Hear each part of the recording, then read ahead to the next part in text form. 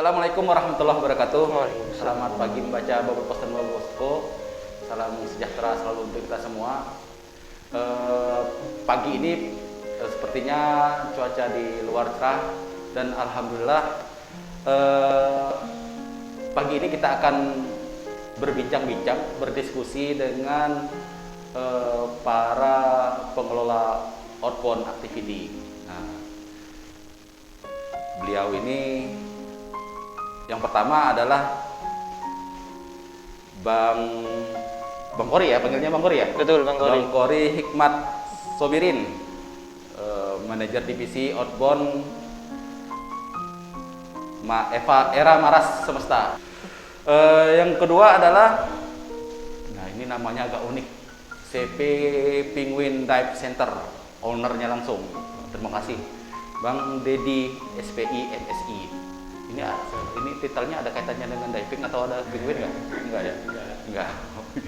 Nah, pemirsa, kita akan berbincang-bincang sekitar 20 sampai 30 menit ke depan terkait dengan apa sih dan bagaimana sih strategi dari para pengelola outbound activity ini di tengah pandemi COVID-19 yang sampai saat ini belum juga selesai pandeminya, bahkan makin hari jumlah orang-orang yang terpapar COVID-19 ini makin banyak. Nah, kita akan berbincang-bincang mungkin yang pertama ke Bang Kori. Kita ingin tahu sih bagaimana sih sistem kerja dari CP Era Maras Semesta ini di kondisi pandemi ini sekarang ini. Silakan Bang Kori. Baik, Assalamualaikum warahmatullahi wabarakatuh. Jadi saya perwakilan dari CV Era Maras Semesta, khususnya manajer bagian outbound-nya. Nah, jadi outbound itu Bang, secara umumnya adalah bagian daripada experiential learning. Nah, experiential learning itu sendiri adalah suatu model belajar yang asasnya adalah pengalaman.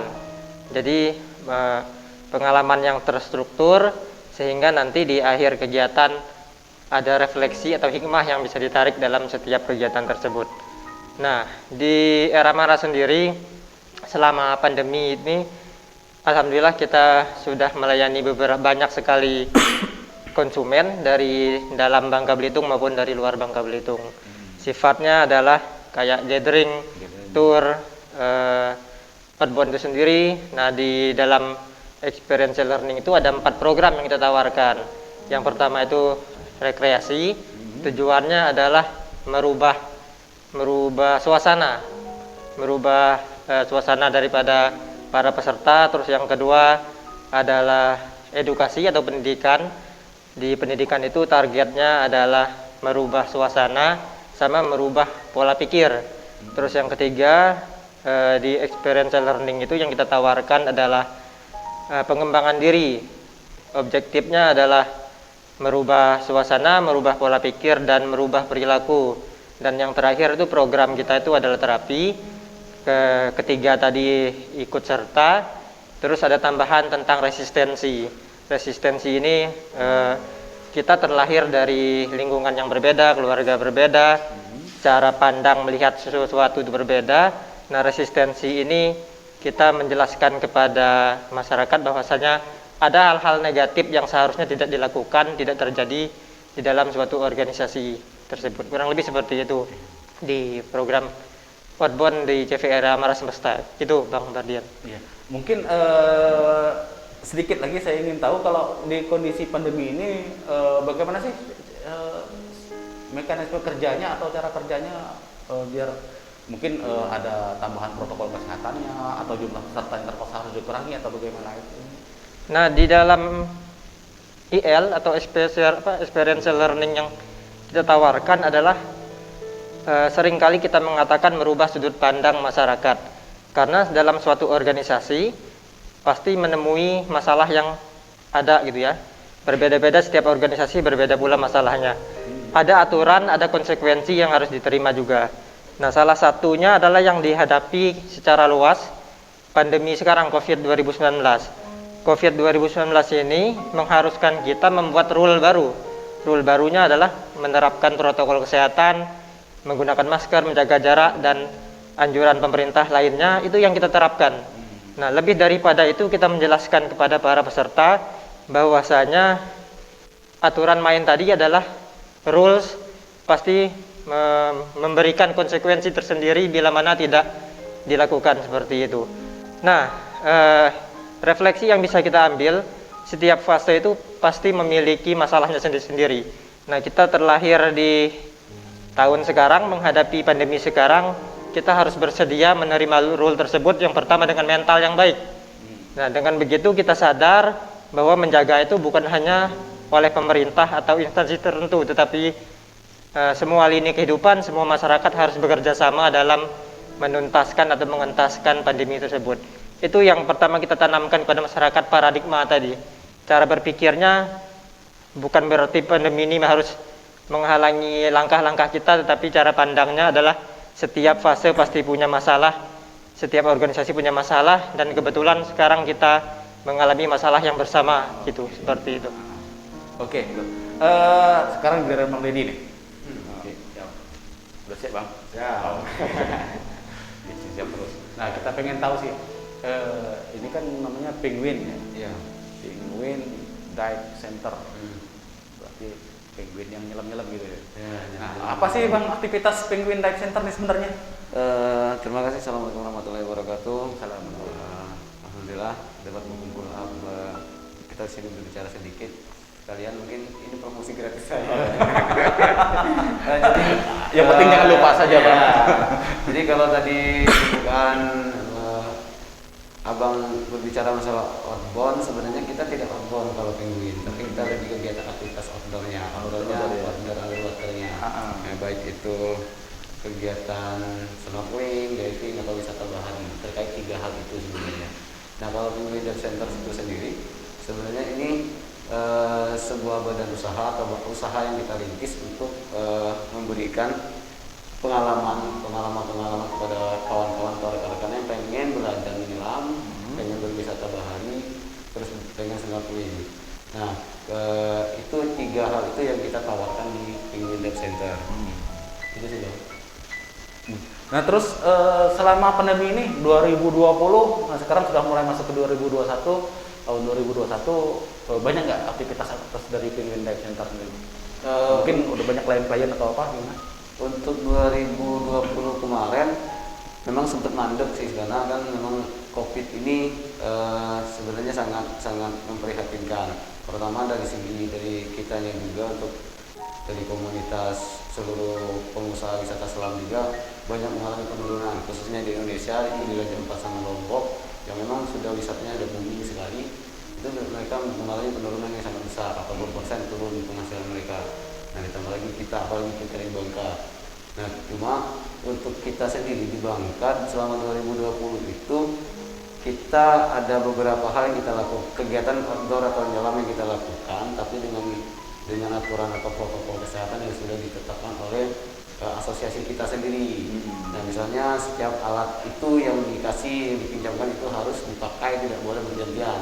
Begitu. Kalau dulu kan ketika kita buka event atau buka kegiatan ataupun ada yang kursus, itu kan satu alat bisa 2 orang.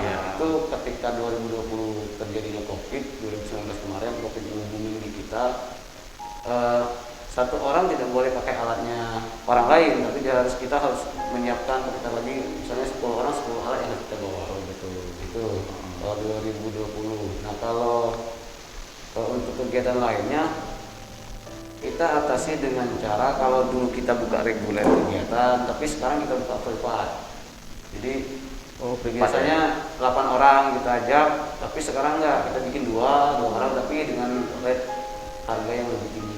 Gitu. Jadi arti kendalanya bahwa harga yang ditawarkan kepada para klien itu tentu lebih tinggi ya. Biasanya untuk 10 orang, mungkin ini hanya untuk 2 orang gitu. Gitu. Nah, selama 2020 apakah ada klien-klien yang masuk atau mungkin membatalkan atau bagaimana? Kalau kemarin 2020 alhamdulillah dapat yang kursus itu 12 orang. Privat? Ya, privat. 12 orang. Privat, tapi memang sebagian masih semi privat sebenarnya. Kalau saya bilangnya bukan privat yang memang dia ngatur sendiri, cuma masih tetap harganya di rank medium lah, middle harganya. Nah kalau kemarin 2020 itu ada 2 orang yang masih sampai sekarang masih menjalani privatnya kegiatan apa khususnya. Karena kemarin daftarnya di 2019 karena dia takut juga, 3 orang itu takut juga, akhirnya saya minta beliau tentukan sendiri lah waktunya kapan waktunya. Jadi yang penting ada 3 kelas teorinya sudah jalan, kelas teorinya sudah jalan sesuai dengan protokol kesehatan ini. 2020 rencana kita memang kita harus buka harus memilih strategi baru lagi karena semakin hari kan semakin sepertinya COVID tidak menghilang.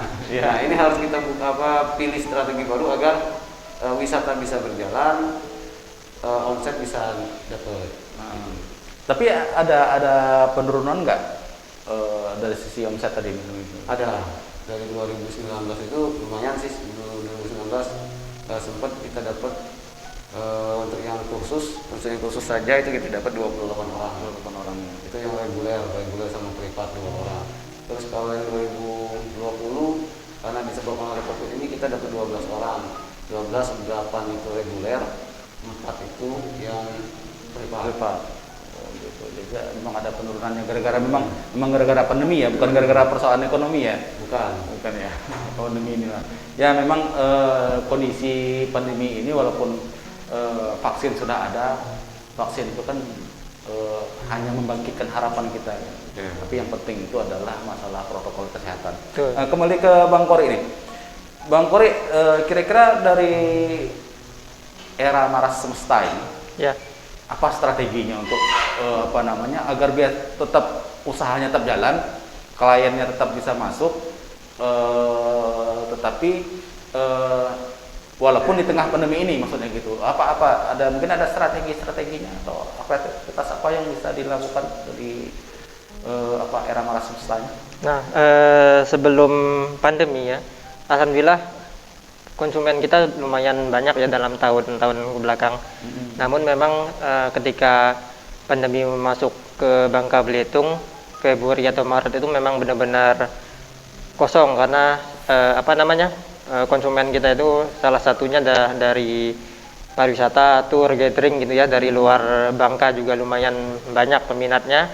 Namun karena kita bergerak di bidang cara pandang paradigma ya, capacity building, selama pandemi ini kita melakukan perbaikan internal tim gitu.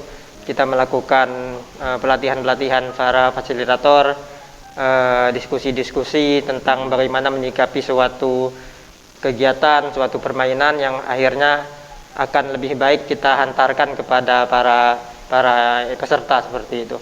Nah, jadi beberapa bulan ini kita melakukan diskusi sama pelatihan kepada para fasilitator kita gitu. Strateginya, harapannya setelah pandemi ini selesai,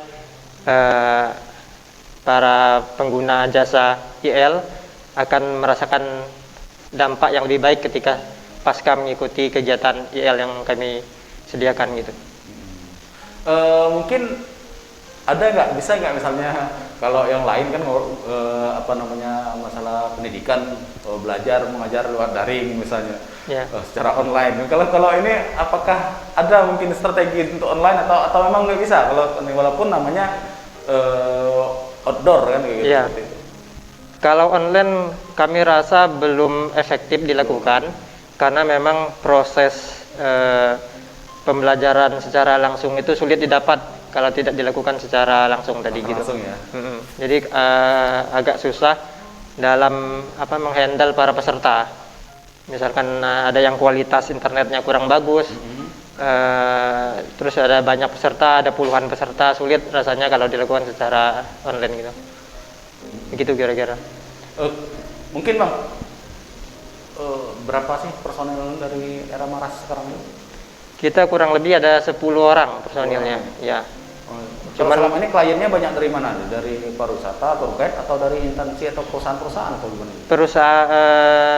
Pelanggan kita itu ada dari instansi, dari karyawan BUMN, dari ASN juga ada, dari dalam dan luar provinsi.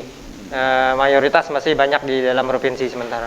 Oh, Sebagiannya ada yang dari Palembang, dari Jakarta dan lain-lain juga ada. Tapi ada yang dari 2019 sudah janjian misalnya di 2020 atau di tahun ini kemudian membatalkan tuh Bang? Ada beberapa proyek yang masuk sebelum pandemi. Namun ketika pandemi masuk ke Bangka Belitung, proyek itu akhirnya ditunda dulu sampai memang kondisinya kondusif gitu. Oh gitu. Tapi untuk ke depan ini di tahun 2021 ini sudah ada kegiatan-kegiatan rencananya? Kita baru mulai masuk kliennya di akhir tahun kemarin, Desember ada masuk 2 klien. Nanti mudah-mudahan di bulan depan dan bulan berikutnya ada lagi. Ada lagi yang udah diskusi dengan kita. Insya Allah mudah-mudahan hasilnya positif ya. Seperti itu. Nah, Bang Deddy, kalau dari untuk diving ini kan, yang kita wisata maupun kita mau berlatih diving segala macam itu kan dari Penguin ini sudah ada strategi tadi. Biasanya secara berkelompok dengan banyak orang, sekarang secara privat berarti seperti itu. Nah mungkin strategi ini yang mungkin banyak dipakai oleh Penguin. Nah untuk 2020-2021 ini banyak nggak yang klien-kliennya? 2021 ini belum ada, cuma kita memang lagi tahap promosi ya? bahwa kita lagi menawarkan ke baik itu ke dinas atau instansi pemerintah, swasta ataupun komunitas yang memang bergerak atau menjalankan kegiatan diving atau yang membutuhkan aktivitas diving. Itu yang kita promosikan. Nah kalau kita sendiri promosinya pun untuk saat ini masih via online saja. Via online saja ya. Berarti harus promosi lewat Bubble Post ini atau ya, bubble.co. Boleh. Iya. Ya kadang-kadang kan berbagi rezeki gini gimana ya. Betul. Tapi mungkin orang kan mungkin kalau masyarakat secara umum berpikir untuk diving itu suatu hal yang sulit dan berbahaya. Suatu hal yang artinya tidak bisa kita dalam melakukan kegiatan itu kita main-main atau mungkin ya bercanda-canda seperti itu. Nah, mungkin ada syarat-syarat khusus untuk bisa diving atau ada spesifikasi khusus orang yang bisa untuk melakukan itu, kegiatan itu, Bang? Kalau syarat khusus tidak ada sebenarnya. Cuma yang jelas syaratnya itu yang pertama dia harus berumur minimal 14 tahun. Minimal ya? Ya, minimal 14 tahun. Kemudian setelahnya itu yang paling wajib harusnya itu bisa berenang. Bisa berenang. Tapi kalau berenang gaya batu? Nah, bisa juga ya. Ini langsung gugur. Karena langsung tenggelam kan. Itu sih nggak ada syarat maksudnya syarat khusus mengkhususkan bahwa ada syarat kalau mau menyelam harus syaratnya ini tidak ada. Tapi memang kalau dia masih umur 14 tahun dia harus memberikan surat pernyataan dari orang tua. Nah, kalau sudah di atas 14 tahun, 15 tahun sampai umur kesekian atau sudah puluhan tahun udah bisa. Tapi kalau sekarang nih untuk teorinya dilakukan secara tatap muka atau sudah online atau bagaimana? Ada tatap muka, misalnya ada kalau 2 orang bisa, kalau memang dia bisa tatap muka, kita tatap muka dengan tetap memperhatikan atau melaksanakan protokol kesehatan ya. Ada juga itu kita via online dalam artian kita via chat di WA atau via video call. Misalnya semua materi sudah kita kasihkan, tapi dia sudah pelajari dulu apa yang kurang dan apa yang memang belum dimengerti. Lalu kita diskusikan di via online tadi. Tadi kan batas umur minimal ada, maksimal ada nggak? Nggak ada. Nggak ada ya. Jadi kalau orang-orang dengan ya seperti kami ini masih bisa berarti ya? Masih, ayo silakan, siap terima. Kalau kita harus gratis. Nah, kembali ke Bang Kori nih. Ya. Mungkin ada nggak selama ini? Mungkin Bang Kori sama bisa dilanjut ke Bang Ila. Pembinaan dari pemerintah itu terkait dengan ini.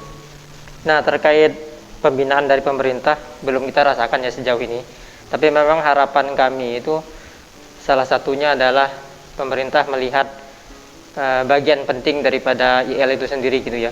Karena dari beberapa klien yang telah kami tangani itu dari perusahaan yang memang skalanya kecil, perusahaan yang menengah sampai perusahaan skalanya nasional yang besar dengan omsetnya sudah sampai miliaran rupiah gitu, apresiasi yang kami rasakan itu lebih besar yang dilakukan oleh perusahaan yang besar. Mereka datangnya dari luar provinsi, dari Jakarta, membawa timnya, bawa keluarga, bahkan perlu akomodasi yang lebih besar, transportasi yang lebih besar. Mereka berani, artinya tanda kutip, membuang sebagian finansialnya ya dalam rangka capacity building gitu. Nah itu menurut kami yang bisa kami tarik garis kesimpulannya adalah ada positive vibes gitu ya, nilai-nilai positif yaitu yang mereka rasakan sehingga mereka merasa perlu untuk mengeluarkan kantong lebih dalam untuk meningkatkan capacity buildingnya itu. Dan itu yang kami perlukan. Kami harapkan juga dari pemerintah pengembangan ya tim internal, dan beberapa waktu yang lalu memang sudah dideklarasikan ya Asosiasi Experiential Learning Indonesia, biasa kita sebut dengan AILI, di Bangka Belitung ya, sudah terbentuk DPD AILI Bangka Belitung. Nah, kita sedang melakukan program pelatihan dan pendidikan para fasilitator, dan untuk melakukan hal itu tentu menghadirkan narasumber, butuh finansial dan lain sebagainya sampai ke tingkat sertifikasi dari BNSP, dan kita memerlukan dukungan pemerintah untuk hal tersebut. Konkretnya terkait finansial juga kita butuh dukungan dari pemerintah, karena mau bagaimanapun juga yang kita perhatikan dari rekanan tim pariwisata yang datang itu, salah satu rundown kegiatan mereka itu melibatkan outbound di dalam pariwisata tour tersebut, seperti itu. Nah, Bang Deddy gimana nih pembinaan pemerintah terhadap organisasi diving ini? Kalau pembinaan dari pemerintah atau perhatian dari pemerintah untuk diving sendiri di Bangka Belitung, saya rasa sih masih kurang, karena pertama kan kita tahu sendiri bahwa Bangka Belitung ini daerah kepulauan yang mungkin saya rasa 90% dia lautnya masih sangat bisa masih harus dikelola dengan baik. Nah, yang ini akan membutuhkan penyelam-penyelam ataupun tour guide selam yang untuk melakukan pengelolaan di daerah tersebut. Contoh, ada beberapa pulau yang mungkin dapat dikelola oleh pemerintah, tetapi sampai sekarang belum. Nah, dari sisi perhatian dari komunitas diving sendiri atau dari diving sendiri itu dari pemerintah itu belum ada kelihatan. Dalam arti kayak saya bilang belum ada kelihatannya. Kenapa? Karena wisata di Bangka Belitung ini masih menomorsatukan wisata pantai dan darat, belum melirik wisata baharinya, Belum eksplor lautnya ya. Belum. Ada beberapa sih daerah yang mungkin memang kabupaten kota itu yang memang baru akan mulai dengan memberikan kepada masyarakat pesisir itu disertifikasikan untuk kegiatan sertifikasi pemandu wisata selam, pemandu wisata snorkeling, tapi hanya sebatas kegiatan rutinitas pemerintahan saja, tapi tidak ada follow up ke depannya lagi.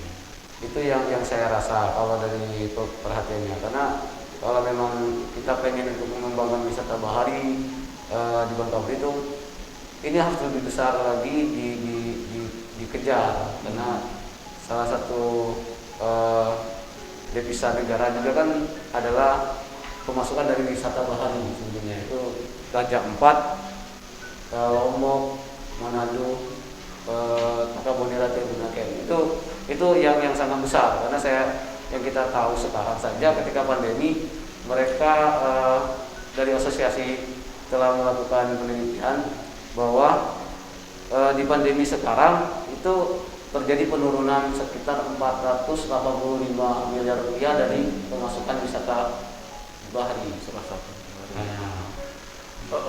Bang Deddy, ini diving tentu paling besar pengaruhnya adalah kondisi yang ada di laut kita ini.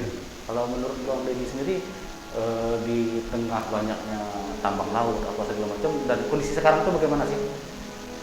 Kalau Belitung ya, Laut Bangka Belitung khususnya, kalau berbicara kondisi laut kita sebenarnya ada beberapa spot yang memang sudah mungkin sudah rusak, tapi Tapi di sisi lain rusak itu juga mungkin ada penikmat yang pengen cari biota-biota yang aneh. Oh, gitu.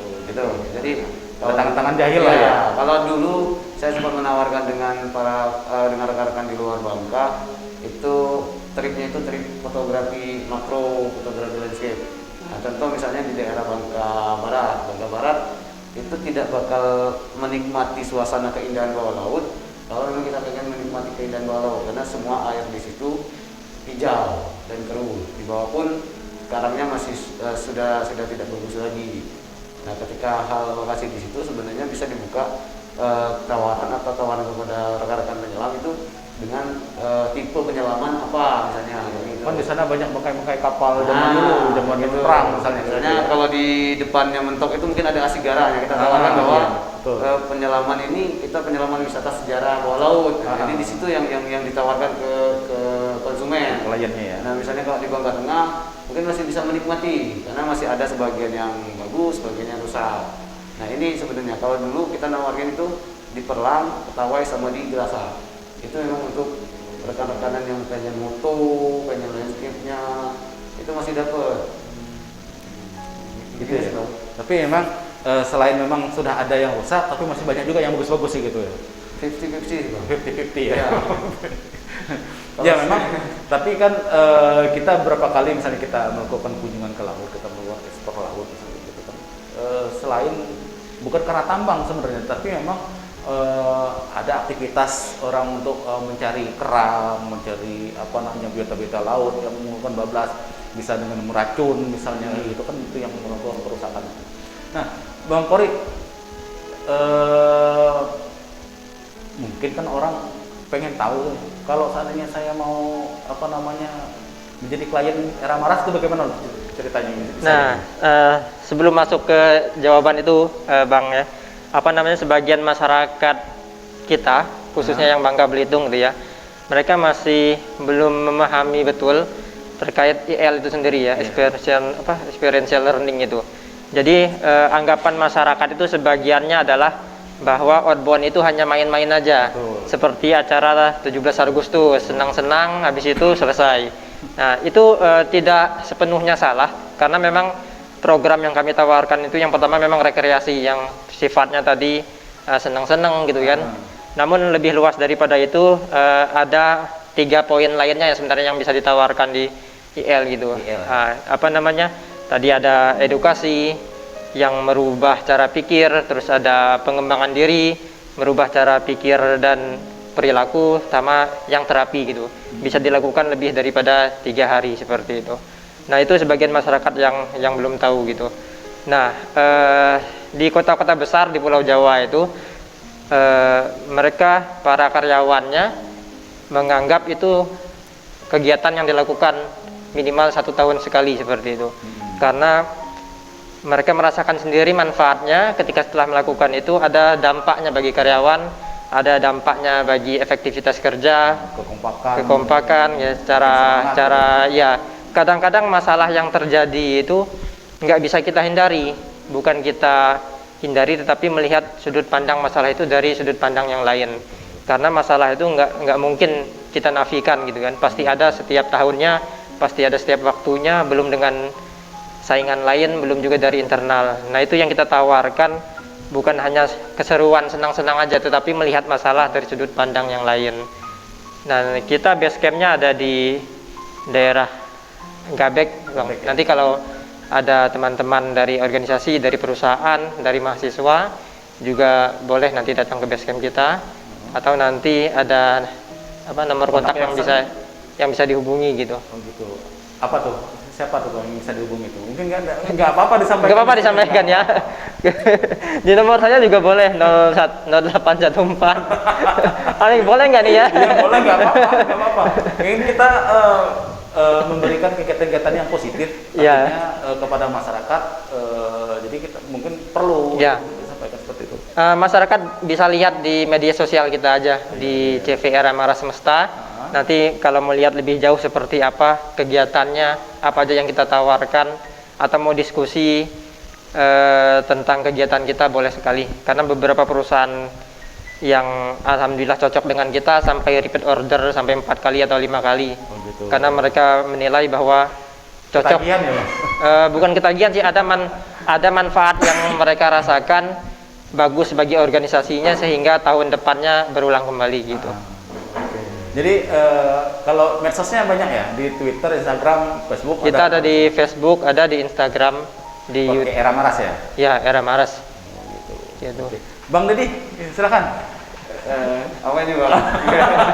Mungkin ada orang-orang yang di luar sana kan, mungkin bukan hanya di Pulau Bangka, bukan hanya di Bangka Belitung, mungkin ada yang dari luar daerah atau apa-apa yang mungkin sempat melihat atau pengen tahu, ada nggak sih organisasi atau apa namanya usaha diving yang di Bangka Belitung, kemana sih kita mau? Itu silakan Bang. Kalau pengen tahu atau pengen belajar diving, sekretariat kita itu di daerah Jalan Ayan Jalan nomor 184C. Atau tepatnya itu di samping Museum Timah, 3 rumah dari Museum Timah. Oh, 3 rumah dari Iya. Timah. Satunya itu rumah kepala BNN, satu rumah aktor BD, yang satu itu tempat kita masih numpang. Jadi itu di situ sekretariat kita kalau memang pengen tahu sedikit banyaknya masalah selam, boleh ke situ, boleh diskusi di situ. Kemudian kalau misalnya pengen media sosialnya, kita ada Facebook ada, IG ada, Facebook dan IG kita pakai. Apa namanya? Penguin Diver ID. Oh, Penguin. Jadi kata kuncinya Penguin. Ya. Itu di situ. Kalau kontaknya bisa kontak saya, nomornya 0853 7826 2122. Oke, baik. Mungkin kita sudah di penghujung acara ini. Mungkin ada statement closingnya. Silakan. Nah, tadi dari awal memang beberapa pengalaman yang kita rasakan ya, bahkan testimoni dari para pengguna jasa outbound, bahwasanya mereka merasakan dampak positif ya setelah melakukan kegiatan outbound itu. Nah, harapan kami juga tadi yang pertama kepada pemerintah, bantuan pendidikan dan pengembangan bahkan sampai ke tingkat sertifikasi dari BNSP. Terus juga kami mengajak para stakeholder dari pemerintahan bahwasanya memang kalau perusahaan swasta juga bisa merasakan dampak positifnya, kami juga mengajak para pengambil kebijakan bagi SDM ASN gitu, ketika ada kegiatan dalam rangka meningkatkan capacity building para ASN, mohon para UMKM seperti kami ini dilibatkan, karena memang bukan setahun 2 tahun ya sudah berjalan. Bahkan kami juga sempat bekerja sama dengan para fasilitator di Pulau Jawa dari AILI pusat seperti itu ya. Ada beberapa juga yang memang mereka sudah malang melintang di dunianya itu. Nah, itu kami mengajak para stakeholder dari pemerintahan dalam rangka meningkatkan capacity building para ASN seperti itu. Itu harapannya. Oke, Bang Deddy, silakan. Kalau saya harapannya sebenarnya kayak gini, Bangka Belitung tidak bisa mengharapkan beberapa salah satu komunitas yang ada sekarang. Contoh misalnya timah dan tambak, tambang dan tambak. Sebenarnya dua hal ini memang komunitas yang sangat menjanjikan, tapi kita harus berpikir bahwa yang menjanjikan, tapi kita harus perhatikan lingkungan. Nah, wisata saya rasa adalah opsi ketiga dari dua hal tadi yang sangat besar, tambak dan tambang tadi. Nah, wisata mungkin ini adalah opsi yang ketiga kita dapat harapkan untuk pengembangan wisata, pengembangan Bangka Belitung sendiri. Karena sudah banyak contoh Raja Ampat dari kondisi laut yang sangat rusak dari nol sampai sekarang ini nomor 1 dunia. Belitung yang dulu mungkin tidak dikenal sekarang jadi 10 besar di dunia. Nah, kenapa Bangka sendiri tidak mengikuti jejak-jejak mereka? Karena saya rasa pribadi potensi Bangka Belitung khususnya underwater itu masih sangat banyak. Nah, ini yang harus kita kembangkan.